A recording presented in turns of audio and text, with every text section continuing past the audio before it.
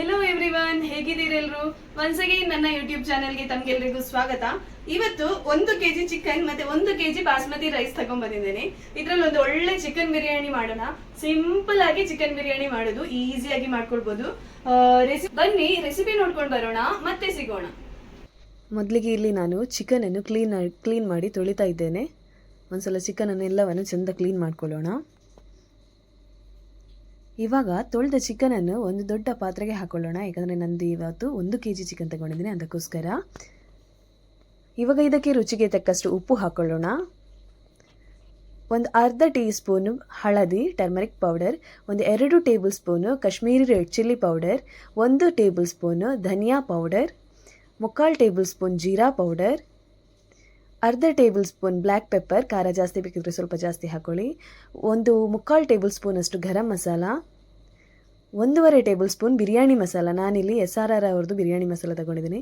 ಇದರ ಜೊತೆನೇ ಇಡೀ ಗರಂ ಮಸಾಲೆಯನ್ನು ಪುಡಿ ಮಾಡಿಟ್ಕೊಂಡದ್ರಲ್ಲಿ ಅರ್ಧ ಟೇಬಲ್ ಸ್ಪೂನಷ್ಟು ಹಾಕ್ಕೊಂಡಿದ್ದೀನಿ. ಇವಾಗ ಇಲ್ಲಿ ಬ್ರೌನ್ ಆನಿಯನ್ ಮಾಡೋದು ಹೇಗೆ ಅಂತ ತೋರಿಸ್ತಿದ್ದೇನೆ. ಆನಿಯನ್ ಹಾಕ್ಕೊಂಡು ನಮಗೆ ಎಷ್ಟು ನೀರುಳ್ಳಿ ಬೇಕಷ್ಟನ್ನು ಈ ರೀತಿ ಫ್ರೈ ಮಾಡಿಕೊಂಡ್ರೆ ನಮ್ಮದು ಬ್ರೌನ್ ಆನಿಯನ್ ರೆಡಿಯಾಗಿದೆ. ಈ ಬ್ರೌನ್ ಆನಿಯನನ್ನು ಕೂಡ ನಾವು ಈ ಚಿಕನಿಗೆ ಇವಾಗ ಮ್ಯಾರಿನೇಷನ್ ಮಾಡುವಾಗ ಹಾಕ್ಕೊಳ್ಬೇಕು. ಈ ರೀತಿ ನಾನು ದೊಡ್ಡ ಕೈ ಹಿಡಿಯಷ್ಟು ಬ್ರೌನ್ ಆನಿಯನನ್ನು ಅದಕ್ಕೆ ಹಾಕ್ಕೊಳ್ತಿದ್ದೇನೆ. ಈ ರೀತಿ ಕ್ರಷ್ ಮಾಡಿ ಹಾಕೊಳ್ಳಿ. ಮಿಕ್ಸಿಯಲ್ಲಿ ಮಾಡುವಾಗತ್ತಿಲ್ಲ, ಕೈಯಲ್ಲಿ ಈ ರೀತಿ ಪುಡಿ ಮಾಡಿಕೊಂಡ್ರೆ ಪುಡಿ ಆಗುತ್ತೆ. ಇದಕ್ಕೆ 1 ಬೌಲಷ್ಟು ಕೊತ್ತಂಬರಿ ಸೊಪ್ಪು, ಒಂದು ಸಣ್ಣ ಕಾಲು ಕಪ್ನಷ್ಟು ಪುದೀನ, ಮತ್ತು 1 ನಿಂಬೆಯ ರಸ, 1 ಫುಲ್ ಕಪ್ ಮೊಸರು, ಮತ್ತು ನಾವು ಆವಾಗ ಬ್ರೌನ್ ಆನಿಯನ್ ಮಾಡಿದ ಎಣ್ಣೆ ಇತ್ತಲ್ಲ, ಅದರಲ್ಲಿ ಒಂದು 2-3 ಟೇಬಲ್ ಸ್ಪೂನಷ್ಟು ಎಣ್ಣೆ ಹಾಕ್ಕೊಂಡಿದ್ದೀನಿ, ಬಿಸಿ ಎಣ್ಣೆ. ಇದನ್ನು ಒಂದು ಸಲ ಸ್ಪೂನಲ್ಲಿ ಮಿಕ್ಸ್ ಮಾಡ್ಕೊಳ್ಳೋಣ, ಯಾಕಂದರೆ ಎಣ್ಣೆ ಬಿಸಿ ಇರುತ್ತೆ. ನಂತರ ಕೈಯಲ್ಲಿ ಚೆಂದ ಮಿಕ್ಸ್ ಮಾಡ್ಕೊಳ್ಬೇಕು. ನಾನಿಲ್ಲಿ ಶುಂಠಿ ಬೆಳ್ಳುಳ್ಳಿ ಪೇಸ್ಟ್ ಹಾಕಲಿಕ್ಕೆ ಮರ್ತು ಹೋದೆ. ಹಾಗೆ ಒಂದು ಸಲ ಮಿಕ್ಸ್ ಮಾಡಿದ ನಂತರ ಪುನಃ ಶುಂಠಿ ಬೆಳ್ಳುಳ್ಳಿ ಪೇಸ್ಟ್ ಹಾಕ್ತಿದ್ದೇನೆ. ಇಲ್ಲಿ ನಂದು ಪ್ಯಾಕೆಟ್ ಖಾಲಿಯಾಗಿತ್ತು, ಅದಕ್ಕೆ ಹಿಂಡಿ ಶುಂಠಿ ಬೆಳ್ಳುಳ್ಳಿ ಪೇಸ್ಟ್ ಹಾಕ್ತಿದ್ದೇನೆ. ಒಂದು 2 ಟೇಬಲ್ ಸ್ಪೂನಷ್ಟು ಶುಂಠಿ ಬೆಳ್ಳುಳ್ಳಿ ಪೇಸ್ಟ್ ಹಾಕ್ಕೊಳ್ಳಿ ನೀವು. ಇದನ್ನು ಕೂಡ ಚೆಂದ ಮಿಕ್ಸ್ ಮಾಡಿ ಹಾಗೆ ನಾವು ಮ್ಯಾರಿನೇಷನ್ ಆಗಲಿಕ್ಕೆ ಇಟ್ಟು ಬಿಡಬೇಕು. ಒಂದು 2 ಗಂಟೆ ಆದರೂ ಮ್ಯಾರಿನೇಷನ್ ಆಗಬೇಕು. ಈ ರೀತಿ ಚೆಂದ ಮಿಕ್ಸ್ ಮಾಡ್ಕೊಳ್ಳಿ. ಚಿಕನ್ಗೆ ಒಳ್ಳೆ ಮಸಾಜ್ ಮಾಡಿದಾಗ ಆಗಬೇಕು ಆ ಮಸಾಲೆ ಎಲ್ಲ, ಅದಕ್ಕೋಸ್ಕರ ಈ ರೀತಿ ಚೆಂದ ಮಿಕ್ಸ್ ಮಾಡಿಕೊಂಡು ಮಸಾಜ್ ಮಾಡಿಡಿ. ಇದನ್ನೀಗ ನಾನು ಒಂದು ಸಪ್ರೇಟ್ ಬೌಲಿಗೆ ಹಾಕ್ಕೊಳ್ತಿದ್ದೀನಿ, ಯಾಕಂದರೆ ಅದು ದೊಡ್ಡ ಪಾತ್ರೆ ಇತ್ತು, ಅದಕ್ಕೋಸ್ಕರ ಫ್ರಿಜ್ಜಲ್ಲಿ ಇಡಬೇಕು, ಅದಕ್ಕೋಸ್ಕರ ಸಣ್ಣ ಬೌಲಿಗೆ ಹಾಕ್ತಿದ್ದೇನೆ. ಈ ರೀತಿ ಹಾಕ್ಕೊಂಡು ಲಿಡ್ ಮುಚ್ಚಿ ಹಾಗೆ ನಾವು ಫ್ರಿಜ್ಜಲ್ಲಿ ಇಟ್ಟು ಬಿಡೋಣ.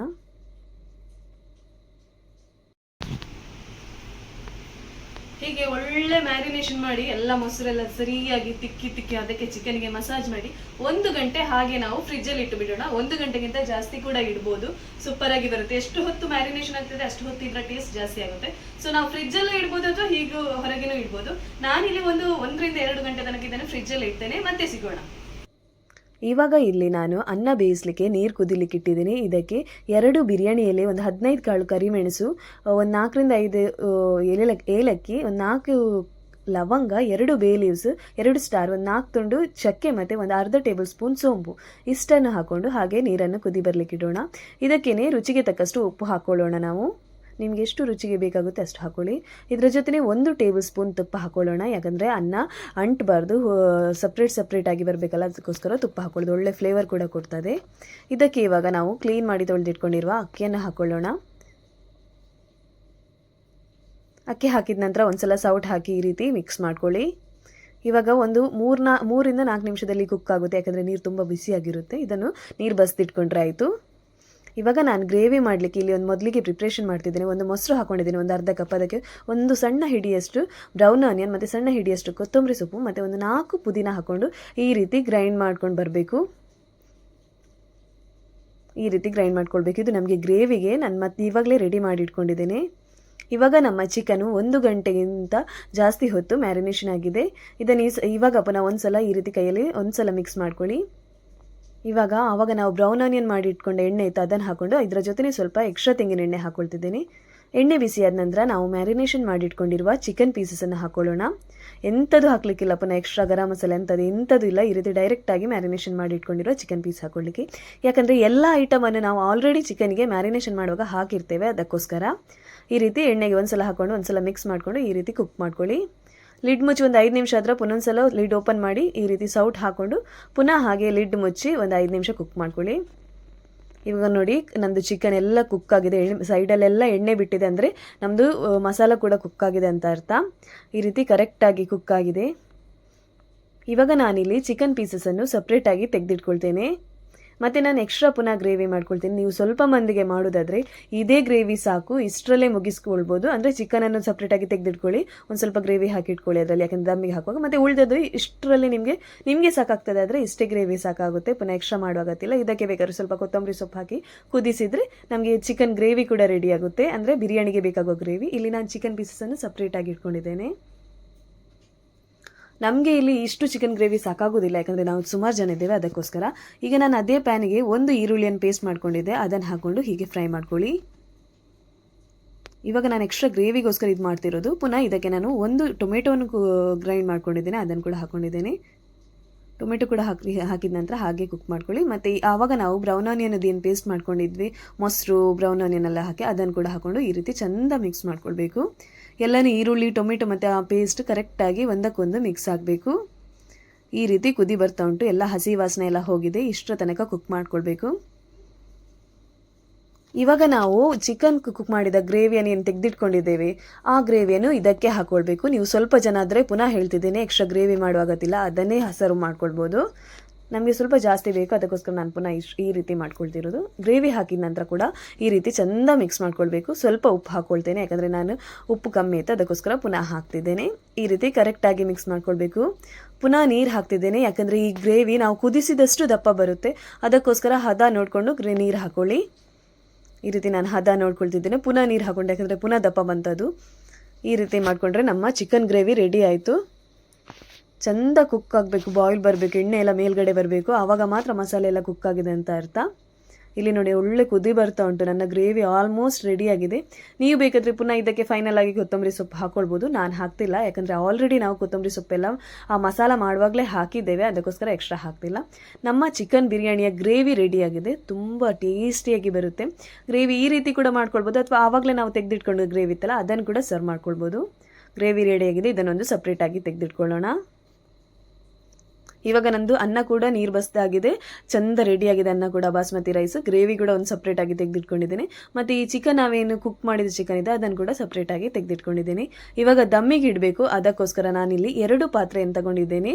ಇದಕ್ಕೆ ಮೊದಲಿಗೆ ತಳಭಾಗದಲ್ಲಿ ಗ್ರೇವಿಯನ್ನು ಸ್ವಲ್ಪ ಹಾಕ್ಕೊಳ್ಳೋಣ. ಯಾವ ಗ್ರೇವಿ ಅಂದರೆ ನಾವು ಮೊದಲಿಗೆ ತೆಗೆದಿಟ್ಕೊಂಡಿದ್ವಲ್ಲ ಚಿಕನ್ ಪೀಸಸ್ ಜೊತೆ, ಆ ಗ್ರೇವಿಯನ್ನು ಹಾಕ್ಕೊಳ್ಬೇಕು. ಅದರ ಜೊತೆನೇ ಒಂದು ಲೇಯರ್ ಚಿಕನಿದ್ದು ಪೀಸಸನ್ನು ಹಾಕ್ಕೊಳ್ಬೇಕು. ಈ ರೀತಿ ಚಿಕನನ್ನು ಕರೆಕ್ಟಾಗಿ ಸ್ಪ್ರೆಡ್ ಮಾಡಿ, ಈಕ್ವಲ್ ಆಗಿ ಸ್ಪ್ರೆಡ್ ಮಾಡಿ.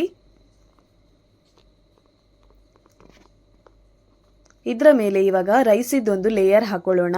ಫುಲ್ ಚಿಕನನ್ನು ಕವರ್ ಆಗಬೇಕು, ಆ ರೀತಿ ಲೇಯರ್ ಮಾಡ್ಕೊಳ್ಳಿ.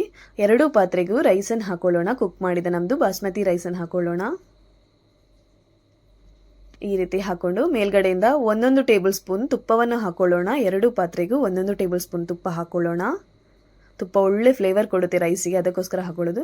ನಂತರ ನೀವು ಫ್ರೈ ಮಾಡಿ ಇಟ್ಕೊಂಡಿದ್ರೆ ಡ್ರೈ ಫ್ರೂಟ್ಸ್, ಕ್ಯಾಶ್ಯೂ ನಟ್ಸ್ ಮತ್ತು ದ್ರಾಕ್ಷಿ ಇದ್ದರೆ ಅದನ್ನು ಹಾಕ್ಕೊಳ್ಬೋದು, ಇಲ್ಲಾಂದರೆ ಸ್ಕಿಪ್ ಮಾಡ್ಕೊಳ್ಬೋದು. ಇದರ ಜೊತೆನೇ ಸ್ವಲ್ಪ ಕೊತ್ತಂಬರಿ ಸೊಪ್ಪು ಮತ್ತು ಪುದೀನ ಸೊಪ್ಪು ಹಾಕ್ಕೊಳ್ತಿದ್ದೇನೆ. ಇದರ ಜೊತೆನೇ ಗಾರ್ನಿಶಿಂಗೋಸ್ಕರ ಸ್ವಲ್ಪ ಬ್ರೌನ್ ಆನಿಯನ್ ಫ್ರೈ ಮಾಡಿ ಇಟ್ಕೊಂಡಿರೋದು. ನಂತರ ಸೆಕೆಂಡ್ ಲೇಯರ್ ಕೂಡ ನಾವು ಚಿಕನ್ ಇದ್ದು ಸೆಕೆಂಡ್ ಲೇಯರ್ ಹಾಕ್ಕೊಳ್ಳೋಣ. ಕುಕ್ ಮಾಡಿ ಇಟ್ಕೊಂಡಿರುವ ಚಿಕನನ್ನು ಹಾಕ್ಕೊಳ್ಳೋಣ. ಈ ರೀತಿ 2 ಪಾತ್ರೆಗೂ ಸೆಕೆಂಡ್ ಲೇಯರ್ ಚಿಕನ್ ಪೀಸಸನ್ನು ಹಾಕೊಳ್ಳಿ. ನಂತರ ಪುನೊಂದು ಲೇಯರ್ ರೈಸಿದ್ದು ಹಾಕೊಳ್ಳೋಣ. ರೈಸಿಂದ ಫುಲ್ ಚಿಕನ್ ಪೀಸಸ್ ಎಲ್ಲ ಕವರ್ ಆಗಬೇಕು, ಈ ರೀತಿ ಕವರ್ ಮಾಡ್ಕೊಳ್ಳಿ. ಇವಾಗ ಮೇಲ್ಗಡೆಯಿಂದ ಸೇಮ್ ಅದೇ ಸ್ಟೆಪ್ಪನ್ನು ಪುನಃ ಮಾಡ್ಕೊಂಡ್ರೆ ಆಯಿತು. ಕೊತ್ತಂಬರಿ ಸೊಪ್ಪು, ಡ್ರೈ ಫ್ರೂಟ್ಸು ಮತ್ತು ಬ್ರೌನ್ ಆನಿಯನ್ ಇದ್ದರೆ ಬ್ರೌನ್ ಆನಿಯನ್ ಹಾಕ್ಕೊಂಡ್ರೆ ಆಯಿತು. ಹೀಗೆ ಹಾಕ್ಕೊಂಡು ಮೇಲ್ಗಡೆಯಿಂದ ಪುನೊಂದು ಟೇಬಲ್ ಸ್ಪೂನ್ ತುಪ್ಪ ಹಾಕ್ಕೊಂಡ್ರೆ, ತುಪ್ಪ ಹಾಕ್ಕೊಳ್ಳಿ. ತುಪ್ಪ ಹಾಕ್ಕೊಂಡು ಲಿಡ್ ಮುಚ್ಚಿದ್ರೆ ನಮಗೆ ಬಿರಿಯಾನಿಗೆ ಇಡಲಿಕ್ಕೆ ದಮ್ಮಿಗೆ ಇಡಲಿಕ್ಕೆ ರೆಡಿಯಾಗಿದೆ. ಇಲ್ಲಿ ನಾನು ಹೋಲ್ ಇರ್ತದಲ್ಲ ಅದಕ್ಕೆ ಲವಂಗ ಇಟ್ಟಿದ್ದೇನೆ, ಯಾಕಂದರೆ ಪುನಃ ಎಕ್ಸ್ಟ್ರಾ ಹೋಗಬಾರ್ದಂತ, ಅದರ ಏನಿದೆ ದಮ್ ಹೊರಗೆ ಹೋಗಬಾರ್ದಂತ.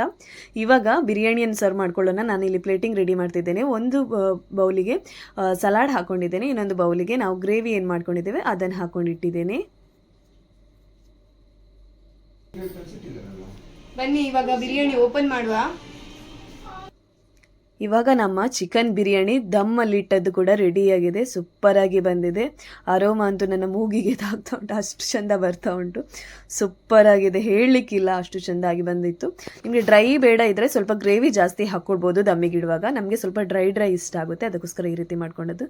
ನೋಡಿ ನಮ್ಮ ಚಿಕನ್ ಬಿರಿಯಾನಿ ರೆಡಿಯಾಗಿದೆ, ಒಳ್ಳೆ ದಮ್ ಬಂದಿದೆ, ಸೂಪರಾಗಿ ಬಂದಿದೆ ಆಯಿತಾ. ಇವಾಗ ತಿನ್ನುವ ಅಂತ ಆಗ್ತಾ ಉಂಟು, ಬಟ್ ಎಂತ ಮಾಡೋದು, ಮಾಡಿ 1 ವಾರ ಆಗಿದೆ. ಇವತ್ತು ರೆಸಿಪಿ ಹಾಕ್ತಿದ್ದೇನೆ ನೋಡಿ. ನಮ್ಮ ಚಿಕನ್ ಬಿರಿಯಾನಿ ರೆಡಿ.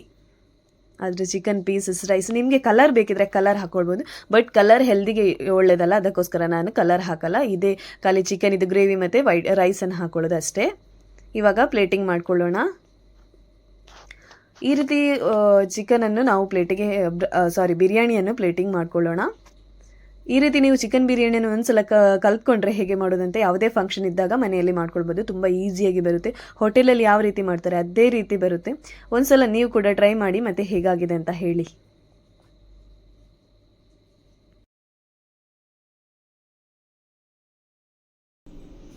ನೋಡಿದ್ರಲ್ಲ ಚಿಕನ್ ಬಿರಿಯಾನಿ ಹೇಗೆ ಮಾಡೋದಂತ, ಸೂಪರ್ ಆಗಿ ಈಸಿ ಮೆಥಡ್ ಅಲ್ಲಿ ಹೇಳಿದ್ದೇನೆ. ನೀವು ಕೂಡ ಮನೆಯಲ್ಲಿ ಟ್ರೈ ಮಾಡಿ. ಏನಾದ್ರೂ ಫಂಕ್ಷನ್ ಇದ್ದಾಗ ಈ ಚಿಕನ್ ಬಿರಿಯಾನಿ ಮತ್ತೆ ಈ ಗ್ರೇವಿ ಮಾಡ್ಕೊಳ್ಳಿ, ತುಂಬಾ ಈಸಿಯಾಗಿ ಮಾಡ್ಕೊಳ್ಬಹುದು. ಟೇಸ್ಟ್ ಅಂತೂ ನಾವು ಹೋಟೆಲಲ್ಲಿ ಏನ್ ತಿಂತೇವೆ ಅದೇ ಟೇಸ್ಟ್ ಇದೆ. ನೀವು ಕೂಡ ಟ್ರೈ ಮಾಡಿ, ಮತ್ತೆ ರೆಸಿಪಿ ಟ್ರೈ ಮಾಡಿದ್ರೆ ಹೇಗಾಗಿದೆ ಅಂತ ನನಗೆ ಕಮೆಂಟ್ ಬಾಕ್ಸ್ ಅಲ್ಲಿ ಹೇಳಿ. ಮತ್ತೆ ಯಾರಾದ್ರೂ ನನ್ನ ಚಾನಲ್ಗೆ ಹೊಸದಾಗಿ ಬಂದಿದ್ರೆ ಚಾನಲ್ ಅನ್ನು ಸಬ್ಸ್ಕ್ರೈಬ್ ಮಾಡಿ ಮತ್ತು ಪಕ್ಕದಲ್ಲಿರುವ ಸಬ್ಸ್ಕ್ರೈಬ್ ಬಟನ್ ಅನ್ನು ಪ್ರೆಸ್ ಮಾಡಿ. ಹೀಗೆ ಸಪೋರ್ಟ್ ಮಾಡ್ತಾ ಇರಿ. Thank you.